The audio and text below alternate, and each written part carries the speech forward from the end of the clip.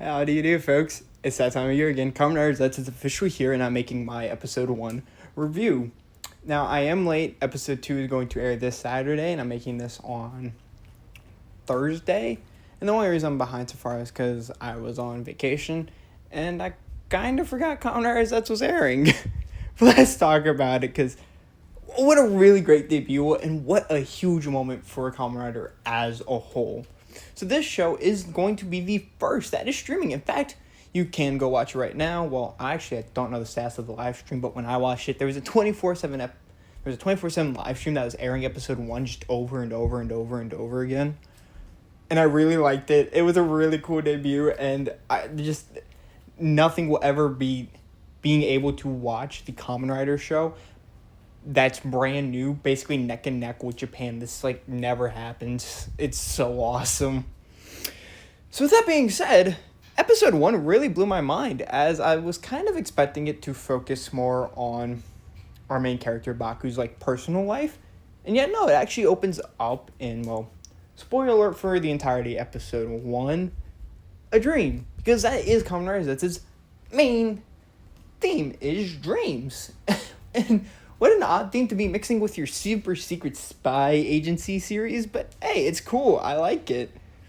So in this opening moment, action set piece, Baku is dreaming of himself as the nameless Agent 7, which is kind of stupid and kind of relatable at the same time. It's campy enough, yet they still kind of take it somewhat seriously, so yeah. When he wakes up, we find out that Baku's kind of a loser. He's unemployed, relatable, and on top of that, he only really dreams about being a spy and helping people. That's all he ever does. However, this dude has one heck of a life. He's been struck by lightning, eaten by sharks, hit by a car. In the last episode of Kamen Rider Gabu, if I'm not mistaken, he was electrocuted via UFO. So he has a very odd life. And I can't wait to see how that's going to be used, not only for maybe a serious moment down the line, or maybe a sillier, funnier moment. But after he gets hit by a car, he's basically stuck in a coma, where he starts dreaming, and we get to the first transformation. Oh man. Oh, that was so cool. So the way it works is Baku inserts, well, first he puts on the driver, which they never go really into detail why he does it. He just puts it around his chest. I feel like that's going to be a source for jokes in a future potential Gabu X Zeztz movie, if such thing comes to fruition.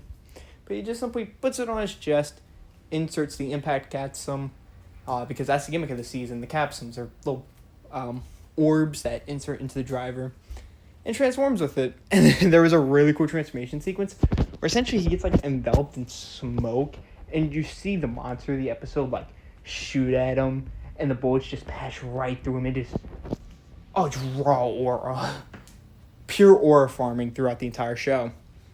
Another weird thing about this, before I get into my thoughts on the suit, he has some very strange powers. As when he tries to sturdy himself, you see his muscles grow and get big, he's a superhero. So that's just something odd. It's just a visual detail that stuck out to me. But onto the Zeztz suit. Oh man, I thought I was gonna dislike the suit because it was just Kamen Rider Ichigo again. And I don't have anything wrong with Kamen Rider Ichigo. Kamen Rider 01 is still in my top favorites for suit designs, and his suit is literally just Kamen Rider Ichigo. But modernized here, it's Kamen Rider Ichigo, but if you're an American superhero. And it's kind of cool. The suit really grew on me a little bit. I'm still not crazy about the color change aspect. I kind of wish it was a bit more like Kugo, where each of the color changes kind of had something different, a different shoulder pad or visor shape. But hey, I'll take what I can get. It's a great looking suit, and it looks so good. And also, as you can see here, this is 100% gonna be this man's catchphrase. Yeah, that's just all I have to really say about that moment. His rider kick, oh man, it was cool. He basically slung the monster through 40 different areas.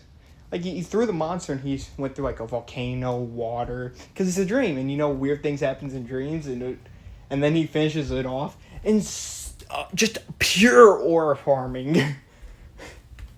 I know we joke about Kamen Riders, like, doing all unnecessary shit. But no, seriously, like, Baku had no reason to be doing all this. And overall, it was a really cool first episode. There was a lot of fun stuff. I'm very intrigued by the sidecast as, well, for a Kamen Rider show, I don't hate them. That's one of my biggest problem with Kamen Riders sometimes, is that the sidecast is either really lacking or they're really good. And when they're lacking, it kind of sucks when they're so abundant in the show. Here, though, they're shockingly not. The detective, I think he's going to be fun. He reminds me a lot of the side characters from Kamen Rider Drive. Or, like, Bulk and Skull in a weird way. Like, I have a feeling like his thing in the season is going to be trying to prove Kamen Rider Zeztz exist. The villain, we can't really talk much about him, as he literally only showed up for, like, 3 seconds in the whole 20-minute episode. The lady detective, she's okay. She reminds me a lot of Shirabe from Bunbunger, if any of y'all have seen that. But yeah, that's really about my thoughts on the sidecast. The sister, we can't say much about her. We haven't seen her. And we haven't seen much of the, like, secret agency cast yet, so we still can't comment on them. I do think that's his boss, whatever his name is. I don't know yet. We're going to find it out in episode 2. But his, like, boss just has a really cool voice. He just sounds cool. But, yeah, that's really about all I have to say. It was a good episode, a decent enough story.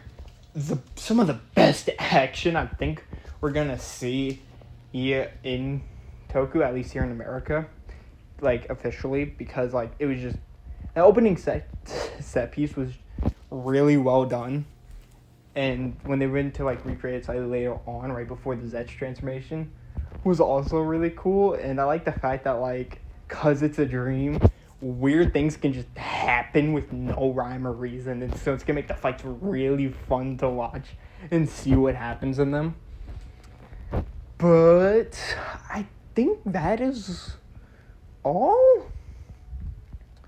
Next episode is going to apparently feature a guy who is pulling a Freddy Krueger and killing people in their dreams by blowing them up. So that's gonna be interesting. It will also probably feature the first of many form changes for Zeztz. Not into, like, his full, like, blue or green forms, but into, like the form that has, like, its impact but has wings. I really need to come up with a name for this. I call them, like, side transformations because, well, they're not, like, full-blown stuff. They're not whole new forms. They're just additions to the base form. So with that being said, let me know what you think down below of episode 1. And let me know if you're excited to watch episode 2. And please, please, please go support the official release, because this, like, never happens, and if it does well enough, we could continue to see this down the future. So please go watch it.